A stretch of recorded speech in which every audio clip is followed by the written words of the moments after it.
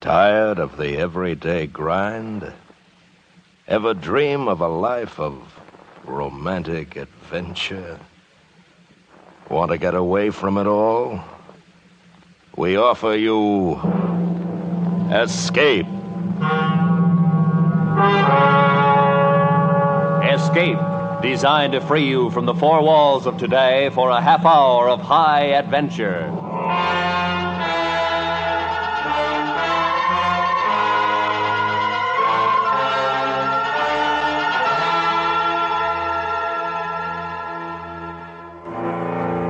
You are high on the frozen slopes of a great mountain, terrified and caught in a blizzard, while the thing for which you've been hunting has suddenly become the hunter.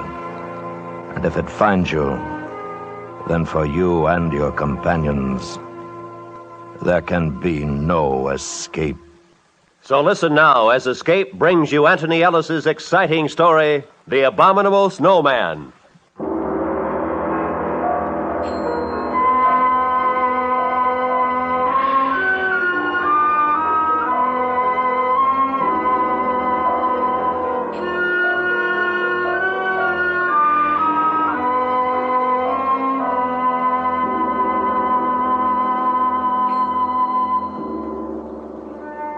Our first bit of luck was when we hired our Sherpa guide, Nasang.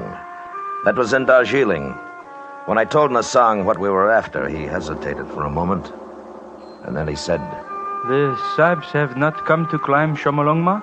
"Oh, no, we're a little late for that. It's already been done. The other two Sahibs and myself are here for the reason I told you." Meto Kangmi? That's right. The Sahibs always hire me to climb the mountain with them, but never this. Are you afraid of them? I have seen one. You've seen one? Yes, many of us have seen them. Wait a minute. Alan. Yeah. What's that? I'm interviewing a Sherpa in here. He says he's seen one of the things. Hey. Where's Frank? Went out to get some tobacco. Oh, all right, come on in. I think this is our man. All right. Nasang, this is Mr. Ferris. Sahib? Hello, Nasang. Nasang was telling me about what he'd seen. Go ahead, Nasang. It has a face that is evil. And when it saw me, it uttered a strange cry and bounded away. Sometimes leaping, sometimes running with great strides. It was dusk, and after a moment I lost sight of it in the snow. Where were you? With the French expedition. It was at 19,000 feet on Shomolungma. How far were you from it? 30 feet, perhaps 35. You're sure it wasn't an ape? I am sure. There is no ape in the Himalaya to make such a track. What about bears? This too I have been asked. But does a bear walk always upon its hind legs? Well, that's enough for me. Alan? Yeah, he'll do. Yeah. But if you want the job, Nasang, you're hired. You are going to try to capture a Yeti? Yes. It will be a difficult thing, but I will serve with you.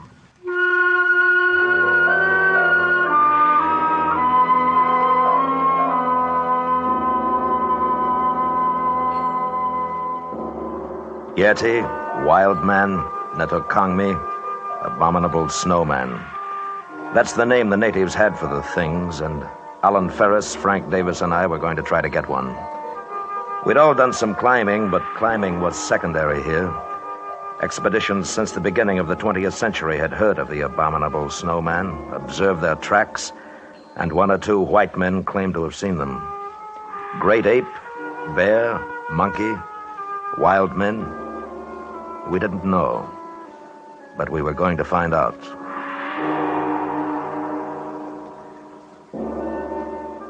Four weeks later, we were in the Rongbuk Valley for our interview at the monastery with the Lama. The journey from our base had been uneventful, the weather was good, and our spirits were high. From the Lama's window, we could see the great peak of Everest in the distance. Why, gentlemen, do you desire to capture Meto Kangmi? Because, sir, we believe it will be an invaluable aid in our prehistoric research. That is, if these things are in any way human.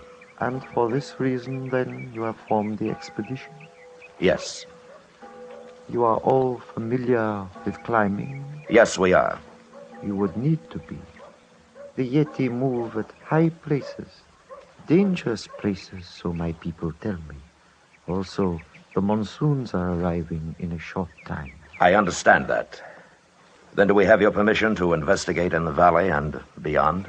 You have my permission. Oh, thank you. Appreciate it. There is one point, however. I must request that no wild animal or being in this valley be shot. Our religion does not allow it. We'll respect your wishes, sir. Now, may I ask you one more thing? Of course, my son. Do you believe in the existence of Metokangmi? I myself have never seen them, but I know that they live here, above the valley, on the goddess mother of the world.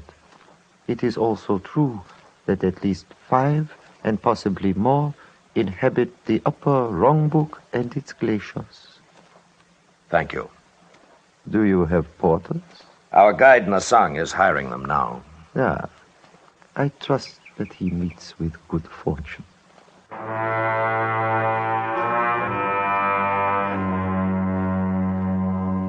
The old man, with great dignity, bowed slightly to us, and we were dismissed. But I thought I saw the shadow of a smile on his lips as he turned away. And it wasn't long before I found out why. Nasang returned to us in our quarters, and his face warned of bad news. Sahib, I am unable to hire any porters. Well, why not? They know the purpose of the expedition. They will not go. Why? They are afraid. Of the snowman? Yes, they live in peace with them. They wish no trouble. They are afraid. Well, all right. It'll be rough, but we can't waste time talking them into it. The monsoons will be coming in a couple of weeks. It's not the same as climbing Everest. We'll travel light, just the 4 of us, set up a base and start hunting. All right with you fellows? Yeah, sure. Nasang? I will go with you. I am not afraid. Good. Well, let's take a look at the map. Now, we'll each carry a capacity load. We should be able to make this point below the glacier in 2 days. That's 16,000 feet. And if our abominable snowmen are in the vicinity, we've got 2 weeks to find them. When do we start? Tomorrow. Good. Well, that's it. Paul? Yes, Frank. One thing. What do the natives mean when they say they don't want any trouble with the things? Superstition, probably. Oh, no, Sahib. It is not superstition. It is because the Yeti are cannibals. That is why the porters are afraid.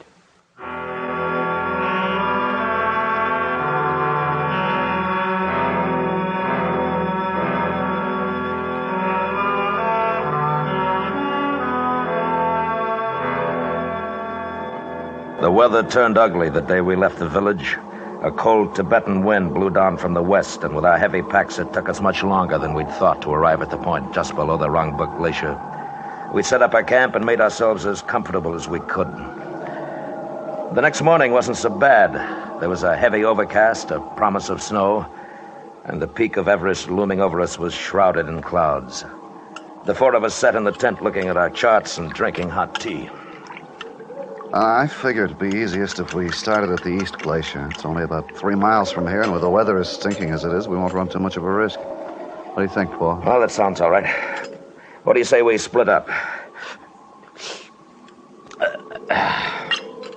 You and Nasang, Alan and me. We'll work up on either side of the ridge, here. And if we spot any tracks, fire 2 shots. Yeah, good enough. Now, the big thing, though, no matter what, don't shoot at the thing if you do see it. Okay? Okay. All right. If we lose touch with each other, we'll meet back here at 5. All right, let's get going.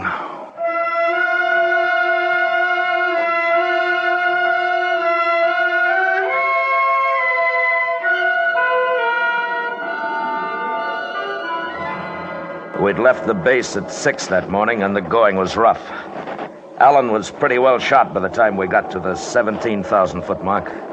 He was having a tough time breathing, and the wind had come up again. And with it, a fine, powdery snow that blinded and choked us.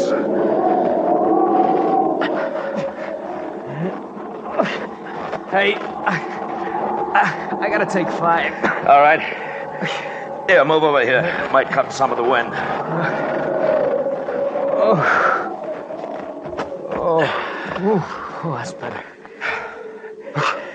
Oh, we might as well start back for the base. We couldn't see anything in this anyhow. You know, right now, I don't care whether we do or not. This is good weather. Wait until the monsoons start. No, not me. Oh, I'm cold. I've never been so cold in all my life.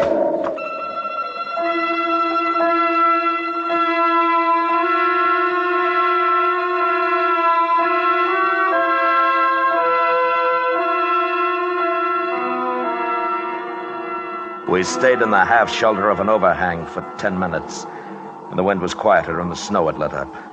I noticed that the tracks we'd made coming into the shelter were gone now, but we didn't have any worry finding our way back. I figured that Frank and Nassang had met pretty much the same thing on their side of the ridge, and we'd meet them at the base. So Alan and I picked ourselves up and started off. Boy, I thought I was in pretty good shape, but up here, boy, I'm nothing. Paul, I'm tired again. We'll just take it easy going down. You haven't got frostbite, have you? No, not yet, but What? the left there.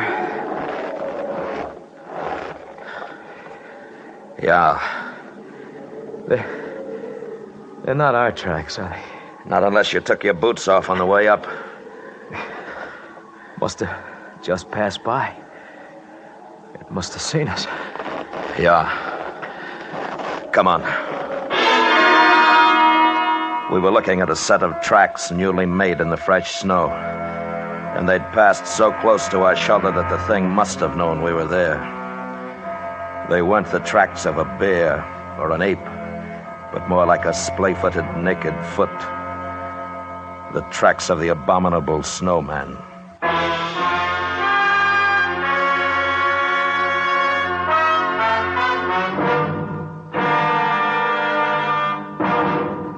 We will return to Escape in just a moment. And now, back to Escape.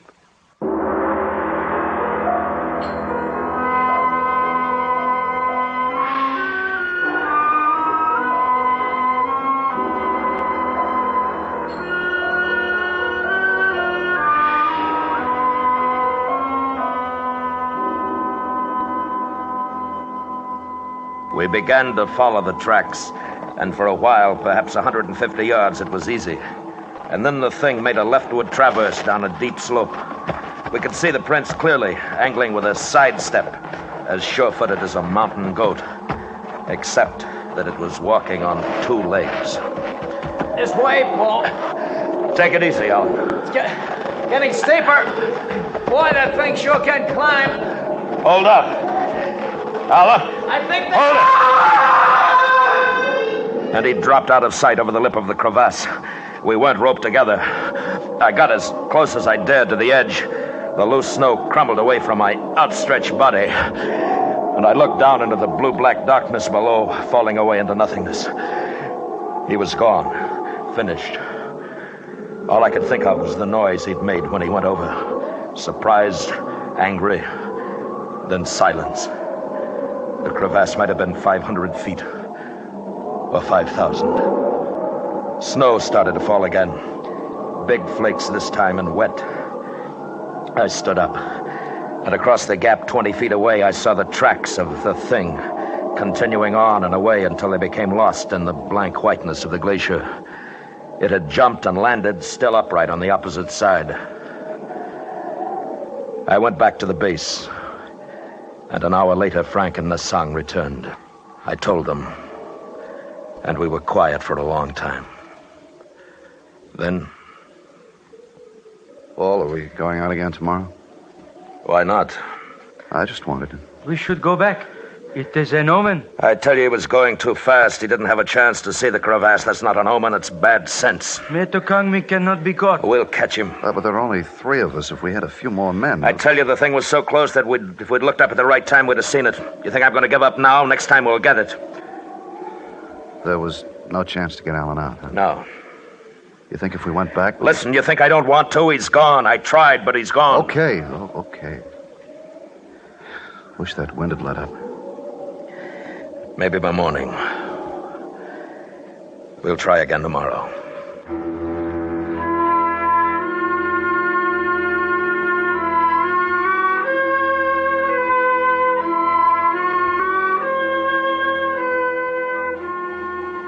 It was cold that night, and somehow colder because Alan was gone. I heard Frank tossing around, and I knew he was thinking about a body broken and lonely, lost somewhere in a deep and dark place. In the morning, the three of us packed our gear, camera, food. It was a light pack, and we started up again. This time to a crest above the ridge. It was tougher than it looked, and we weren't even halfway up before we had to rest. And as I looked to the west, I saw clouds boiling up. Not white, but somber, threatening. And below, the valley looked grim, ugly gray. And then the sun was gone. And we kept on going up. And then I had a strange feeling. It was nothing I could see, nothing I could hear, only a sensation of being watched, followed. Wait a minute. See something? No. I have felt it too, Sahib. Something following us? Yes, it is Metokangmi. How do you know? It can be nothing else. At this height, there is nothing else that lives. Maybe it's curious. No, don't turn around, Frank. Listen. When we get up to the crest, you two flop down. Stay in sight of the slope here. What are you going to do? Move around the hump and watch. If it thinks we're all together, it may come close enough to give us a chance to get it. You better watch your step. It looks nasty. I will. Now, come on. It took us another 15 minutes to get up to the crest, and then Frank and Nasang hunched down to rest. They were in clear view of the slope we just ascended. I moved back out of sight and made my way toward the hump, which backed a long shelf on the north side of the crest. In a couple of minutes, I lost sight of them and of the slope. The wind had increased, and the clouds had spread now to become an iron gray canopy over the mountain. It was getting colder again. I don't think it took over 5 minutes to reach my lookout point, and when I did, I had a perfect view of the ground we'd covered. There was nothing there. The men were out of sight, and I waited. A minute, two. There was nothing. Until...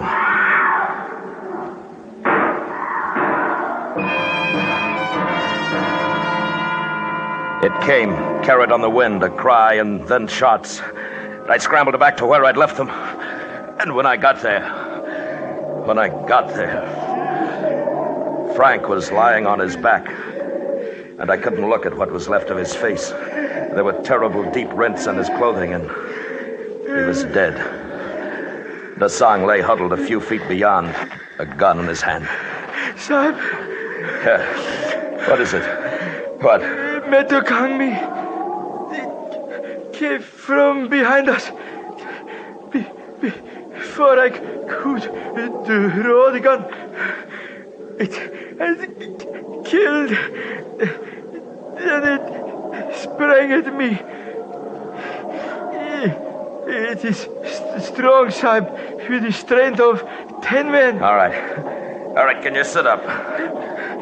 My leg, it struck at me, my leg broken. I shot at it, but I missed. It jumped away and was gone. Okay. We'll have to figure out a way to get you down. We were 4 hours from camp, and with Nasang practically helpless, it could well be 4 days or never. I buried Frank where he was lying, then began to work down the slope. Nasang was in great pain. He half slid and crawled as best he could. That part of it wasn't too bad. Then we were at the bottom, and there was a ledge to climb.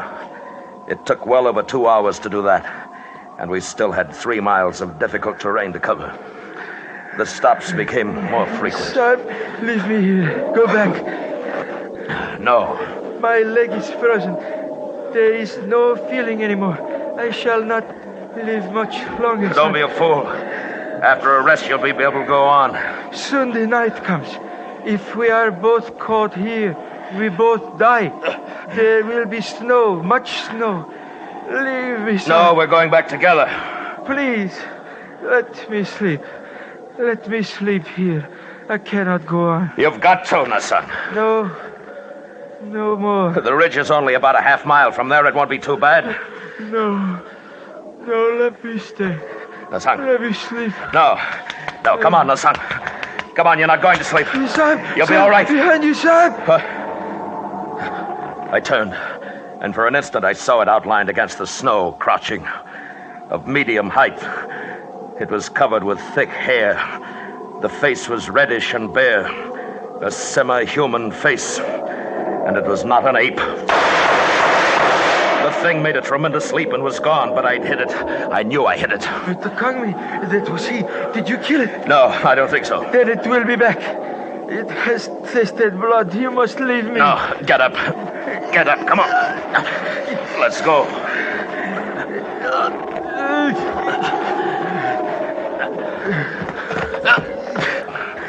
Nassan! I am very sorry, Sahib. Will you ask the Lama to make a prayer for me? Sure I will, Nassan, but... Give my pay to my wife in Darjeeling. I'm sorry, Sahib. I die. Nassan?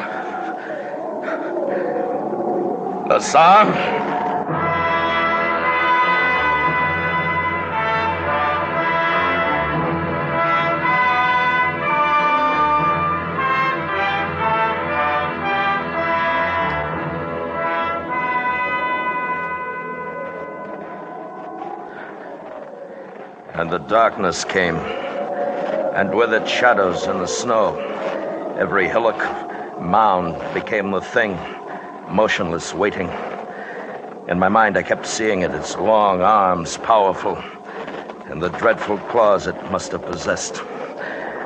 I carried my gun in my gloved hand, but I knew that I couldn't fire it unless I was barehanded. And that meant my hand would freeze to the gun. And then suddenly I felt myself slipping.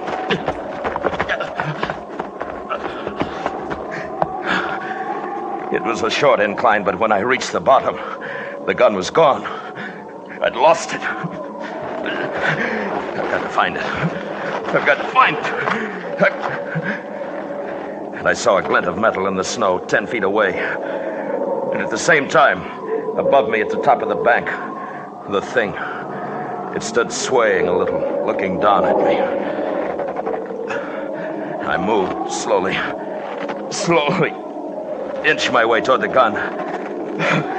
And as I drew closer, I kept my eyes looking up. But it didn't move, only stared down at me. And I thought I saw its little eyes glittering. And I thought, if the gun's frozen now, if it's frozen, it doesn't fire. And I was nearer to it, near enough to take off my glove.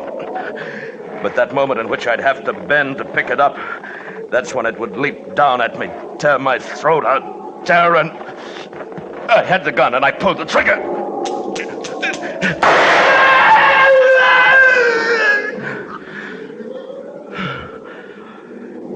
And it lay there, strange and terrifying, its blood staining the snow. And it looked at me.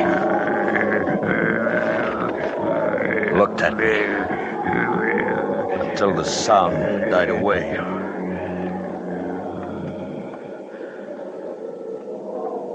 It was dead. But the eyes kept on staring. It must have been the shots that loosened the snow and ice on the ridge above. I heard the sound, and I ran.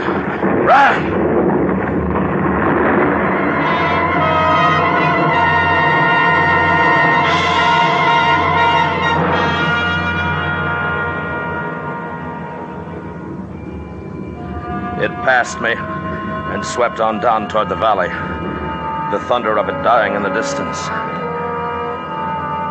And When I went back, there was nothing there. It was buried somewhere under tons of snow. I made my way back to the Wrong Book Village. I don't remember how. I didn't remember anything for 2 weeks after. But I'm alive. And I'm not going back there again. That's all I know. Or want to know about the Abominable Snowman.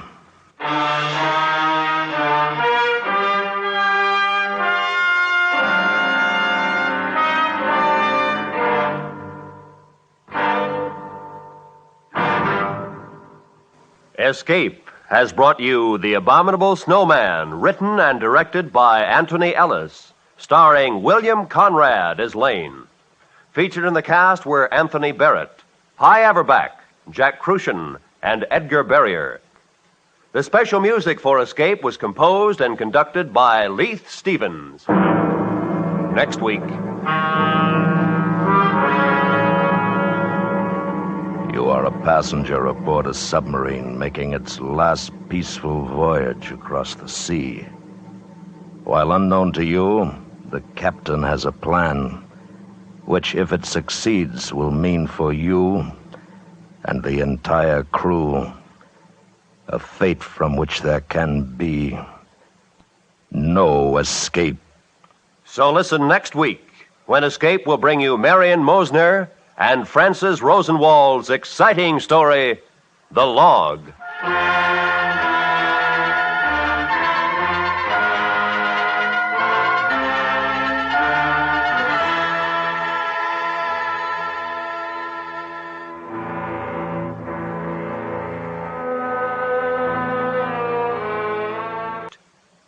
This is Roy Rowan speaking.